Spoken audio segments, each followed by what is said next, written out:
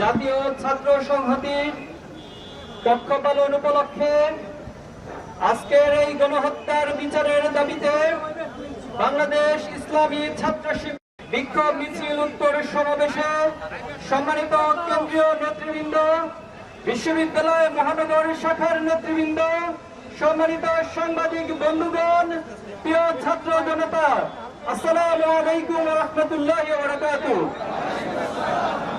সংগ্রামী উপস্থিতি, আজকে যে এই জায়গায় আমরা দাঁড়িয়ে আছি 2006 সালের 28 অক্টোবরে লগি বৈঠার তাণ্ডবের মধ্য দিয়ে সারা পৃথিবীবাসীকে দেখিয়ে দেখিয়ে মানুষ হত্যা করে খুনি হাসিনা বাংলাদেশের ফ্যাসিবাদের সূত্রপাত ঘটিয়েছিল। সেই ধারার অব্যাহত রেখে বিডিআর হত্যাকাণ্ড, শাপলা চত্বরে আলেম ওলামাদের উপর হত্যাকাণ্ড, জামাত নেতৃবৃন্দের হত্যাকাণ্ড, সকল দেশপ্রেমিক হত্যাকাণ্ডের মধ্য দিয়ে খুনি হাসিনা তার ফ্যাসিবাদকে কায়েম রেখেছিল। একজন ব্যক্তি এবং একজন পরিবারের কাছে সারা বাংলাদেশের মানুষকে জিম্মি করে রেখেছিল। কিন্তু 24 জুলাই আগস্টের বিপ্লবে ছাত্র জনতার রাজপথে নেমে এসে তারা তাদের বুকের তাজা রক্ত ঢেলে দিয়ে বাংলাদেশকে ফ্যাসিবাদ মুক্ত করেছে। আমরা ফেরাউন দেখিনি, ফেরাউনের গল্প শুনেছি। আমরা নমরুদ দেখিনি, নমরুদের গল্প শুনেছি। আমরা হিটলার দেখিনি, হিটলারের ইতিহাস পড়েছি। কিন্তু এই প্রজন্ম খুনি হাসিনাকে দেখেছে। এই প্রজন্ম খুনি হাসিনা ফ্যাসিস্ট দোসরদেরকে দেখেছে। আমরা দেখেছি এই গণহত্যার পর হাসিনা এবং তার দোসরদের ন্যূনতম কোন অনুশোচনা বোধ দেখায়নি, বরং তারা অহংকার এবং উদ্ধত্তপূর্ণ আচরণ করে যাচ্ছে। আমরা আজকের এই সমাবেশ থেকে বলতে চাই, শহীদের যে তামান্না নিয়ে ছাত্র জনতা বুকের রক্ত দিয়ে ফ্যাসিবাদ মুক্ত করেছে, বাংলাদেশে অদূর ভবিষ্যতে এই ফ্যাসিবাদকে সহ্য করবে না, করবে না। সংগ্রামী উপস্থিতি, বিভিন্ন মাধ্যমে ফ্যাসিবাদ ষড়যন্ত্রের চেষ্টা করে যাচ্ছে।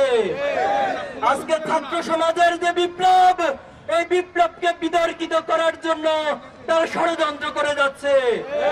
সম্প্রতি শিক্ষা প্রতিষ্ঠানগুলোতে ছাত্র সমাজের কাছে এই ষড়যন্ত্রের মাধ্যমে এক ধরনের বিদ্বেষ এবং কনফ্লিক্ট তৈরি করে দিচ্ছে।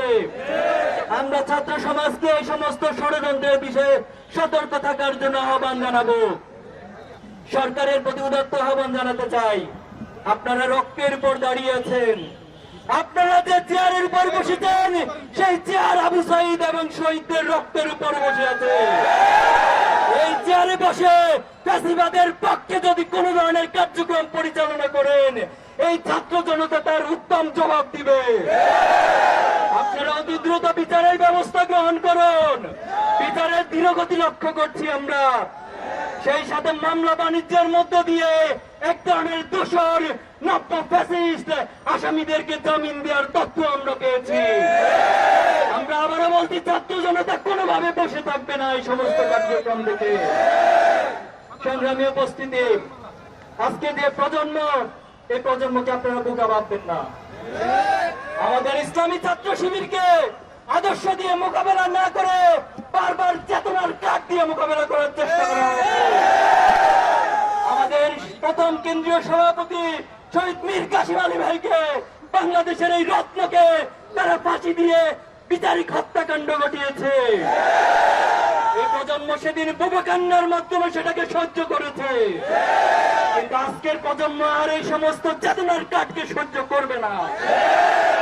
আমাদের বুকে, আমাদের ধমনীতে শহীদদের রক্ত বিরাজমান। আমরা শহীদ আবু সাইদকে নিজেদের মধ্যে অন করে, আমরা সকল শহীদদেরকে নিজেদের মধ্যে অনুভব করি।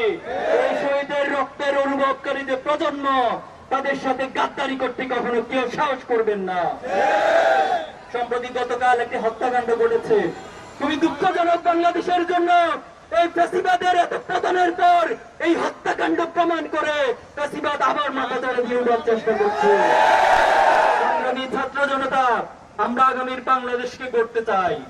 আমরা এই বাংলাদেশটাকে সমৃদ্ধ বাংলাদেশ হিসেবে গড়তে চাই। এই প্রজন্ম তারা সততা, দক্ষতা, দেশপ্রেমের মধ্য দিয়ে বাংলাদেশকে গড়তে চায়। আমরা ইব্রাহিমের উত্তরসূরি, আমরা ইসমাইলের উত্তরসূরি, আমরা শাহজালাল শাহপরানের উত্তরসূরি, আমরা সালাউদ্দিন আইয়ুবীর উত্তরসূরি, আমরা শহীদ সাব্বির আইয়ুব থেকে শুরু করে শেষ পর্যন্ত শহীদ আব্দুল্লাহ পর্যন্ত সকল শহীদের উত্তরসূরি। এখন আমরা বলতে চাই, আগামী দিনের যে বাংলাদেশে যারা নেতৃত্ব দিবেন, বাংলাদেশকে যারা পরিচালনা করবেন, আগামী দিনের বাংলাদেশ হবে সততার বাংলাদেশ, আগামী দিনের বাংলাদেশ হবে দক্ষতার বাংলাদেশ, আগামী দিনের বাংলাদেশ হবে শহীদ প্রজন্মের বাংলাদেশ, আগামী দিনের বাংলাদেশ হবে দেশপ্রেমিকদের বাংলাদেশ। আজকের এই মিছিলোত্তর সমাবেশে সকলকে অংশগ্রহণের জন্য ইসলামী ছাত্র শিবিরের পক্ষ থেকে আন্তরিকভাবে ধন্যবাদ এবং কৃতজ্ঞতা জানিয়ে আমরা আমাদের আজকের সমাবেশ এখানে সমাপ্ত ঘোষণা করছি। আপনাদের সবাইকে ধন্যবাদ। বাংলাদেশ জিন্দাবাদ, ইসলামী ছাত্র শিবির জিন্দাবাদ।